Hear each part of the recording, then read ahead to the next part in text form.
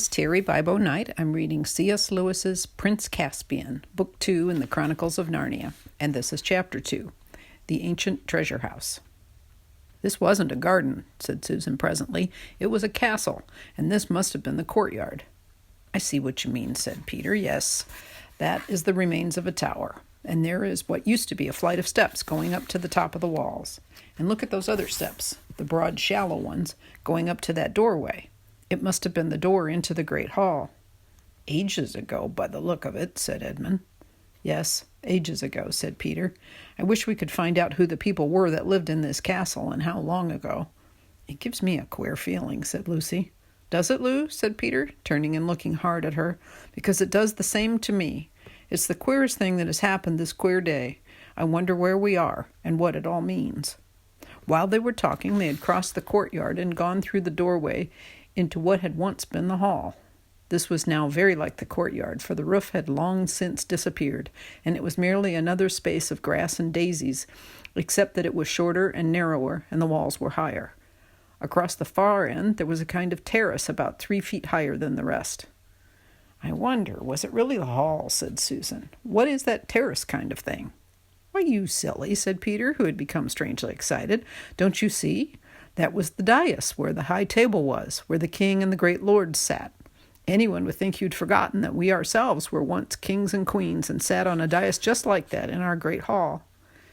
"In our castle of Cair-Paravel," continued Susan in a dreamy and rather sing-song voice, "at the mouth of the great river of Narnia. How could I forget?" "How it all comes back," said Lucy. "We could pretend we were in Cair-Paravel now. This hall must have been very like the great hall we feasted in." "But unfortunately without the feast," said Edmund. "It's getting late, you know. Look how long the shadows are. And have you noticed that it isn't so hot?" "We shall need a campfire if we've got to spend the night here," said Peter. "I've got matches. Let's go and see if we can collect some dry wood." Everyone saw the sense of this, and for the next half hour they were busy. The orchard through which they had first come into the ruins turned out not to be a good place for firewood. They tried the other side of the castle, passing out of the hall by a little side door into a maze of stony humps and hollows, which must once have been passages and smaller rooms, but was now all nettles and wild roses. Beyond this they found a wide gap in the castle wall, and stepped through it into a wood of darker and bigger trees, where they found dead branches and rotten wood and sticks and dry leaves and fir cones in plenty. They went to and fro with bundles until they had a good pile on the dais. At the 5th journey they found the well, just outside the hall, hidden in weeds, but clean and fresh and deep when they had cleared these away. The remains of a stone pavement ran halfway around it. Then the girls went out to pick some more apples. The boys built the fire on the dais and fairly close to the corner between the two walls, which they thought would be the snuggest and warmest place. They had great difficulty in lighting it and used a lot of matches, but they succeeded in the end. Finally, all 4 sat down with their backs to the wall and their faces to the fire. They tried roasting some of the apples on the ends of sticks. But roast apples are not much good without sugar, and they're too hot to eat with your fingers till they are too cold to be worth eating.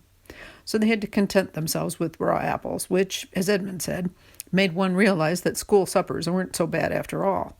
"I shouldn't mind a good slice of bread and margarine this minute," he added.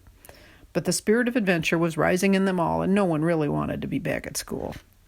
Shortly after the last apple had been eaten, Susan went out to the well to get another drink. When she came back, she was carrying something in her hand. "Look," she said, in a rather choking kind of voice. "I found it by the well." She handed it to Peter and sat down. The others thought she looked and sounded as if she might be going to cry. Edmund and Lucy eagerly bent forward to see what was in Peter's hand, a little bright thing that gleamed in the firelight. "Well, I'm jiggered," said Peter, and his voice also sounded queer. Then he handed it to the others.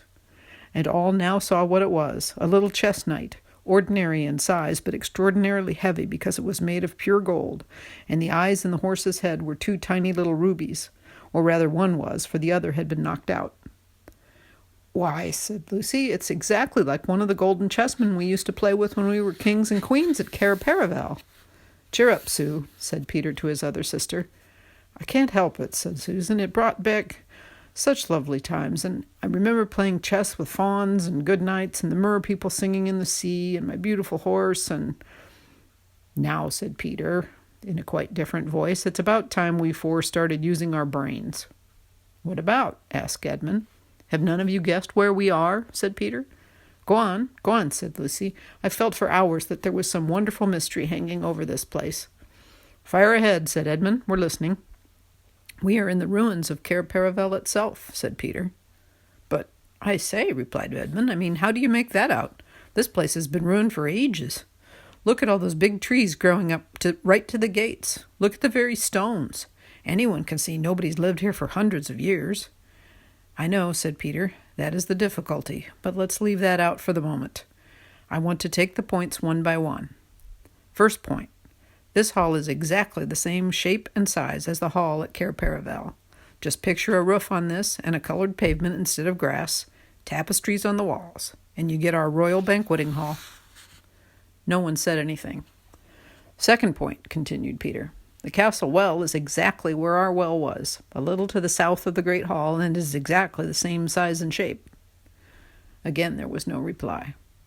"Third point. Susan has just found one of our old chessmen, or something as like them as 2 peas." And still nobody answered. "Fourth point. Don't you remember? It was the very day before the ambassadors came from the King of Calormen. Don't you remember planting the orchard outside the north gate of Cair Paravel? The greatest of all the wood people, Pomona herself, came to put good spells on it. It was those very decent little chaps, the moles, who did the actual digging. Can you have forgotten that funny old Lilygloves, the chief mole, leaning on his spade and saying, 'Believe me, your majesty, you'll be glad of these fruit trees one day'?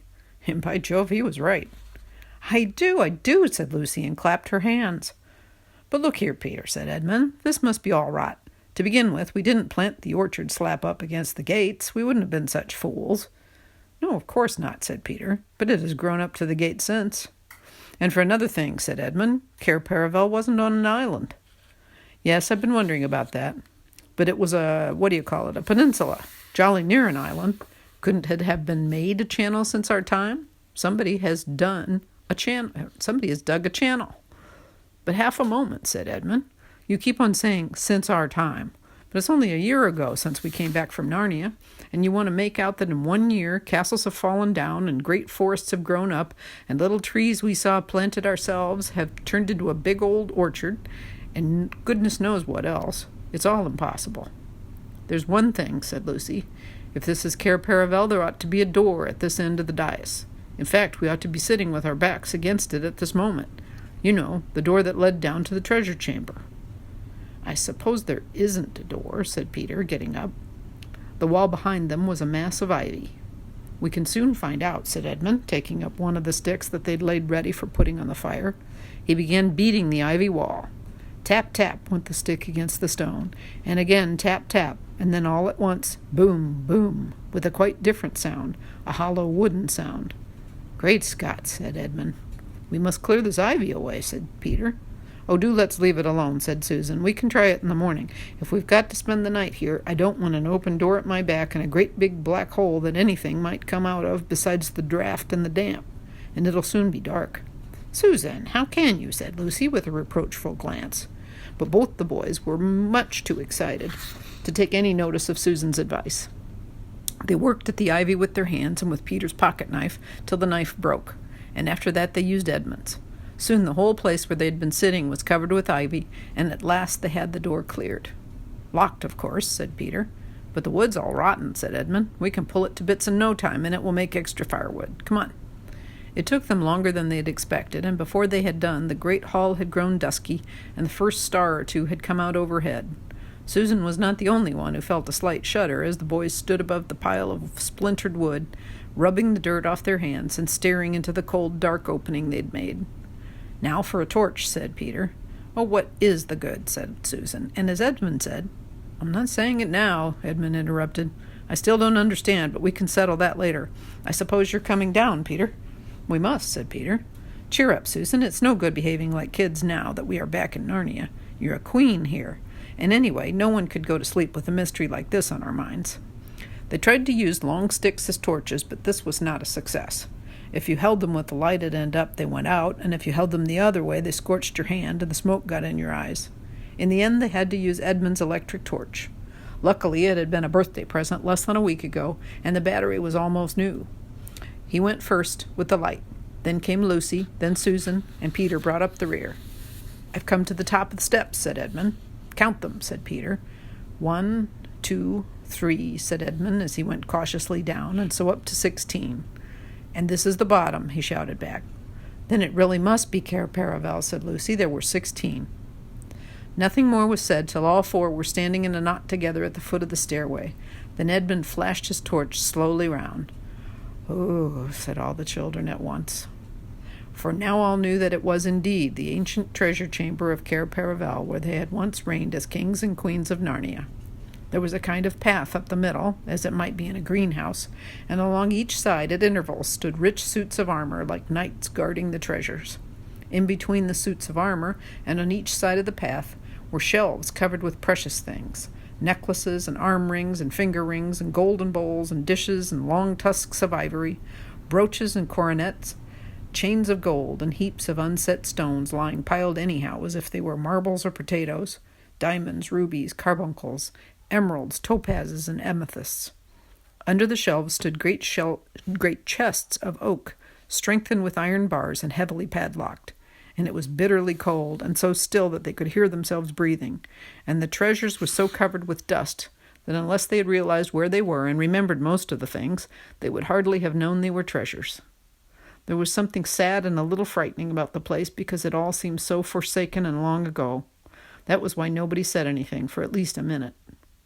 Then, of course, they began walking about and picking things up to look at. It was like meeting very old friends. If you had been there, you would have heard them saying things like, "Oh, look, our coronation rings. You remember the first time we wore this? Why, this is the little brooch we all thought was lost. I say, isn't that the armor you wore in the great tournament in the Lone Islands? Do you remember the dwarf making that for me? Do you remember drinking out of that horn? Do you remember? Do you remember?" But suddenly Edmund said, "Look here. We mustn't waste the battery. Goodness knows how often we shall need it. Hadn't we better take what we want and get out again?" "We must take the gifts," said Peter. For long ago, at a Christmas in Narnia, he and Susan and Lucy had been given certain presents which they valued more than their whole kingdom. Edmund had had no gifts because he was not with them at the time. This was his own fault, and you can read about it in the other book. They all agreed with Peter and walked up the path to the wall at the far end of the treasure chamber, and there, sure enough, the gifts were still hanging. Lucy's was the smallest, for it was only a little bottle.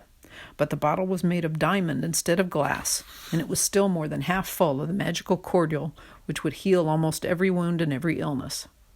Lucy said nothing and looked very solemn as she took her gift down from its place and slung the belt over her shoulder, and once more felt the bottle at her side where it used to hang in the old days. Susan's gift had been a bow and arrows and a horn. The bow was still there, and the ivory quiver full of well-feathered arrows, but, "Oh, Susan," said Lucy, "where's the horn?" "Oh, bother, bother, bother," said Susan after she had thought for a moment. "I remember now. I took it with me the last day of all, the day we went hunting the white stag. It must have got lost when we blundered back into that other place. England, I mean." Edmund whistled. It was indeed a most shattering loss, for this was an enchanted horn, and whenever you blew it, help was certain to come to you, wherever you were. "Just the sort of thing that might come in handy in a place like this," said Edmund. "Never mind," said Susan. "I've still got the bow," and she took it. "Won't the string be perished, Sue?" said Peter. But whether by some magic in the air of the treasure chamber or not, the bow was still in working order. Archery and swimming were the things Susan was good at. In a moment she had bent the bow, and then she gave one little pluck to the string.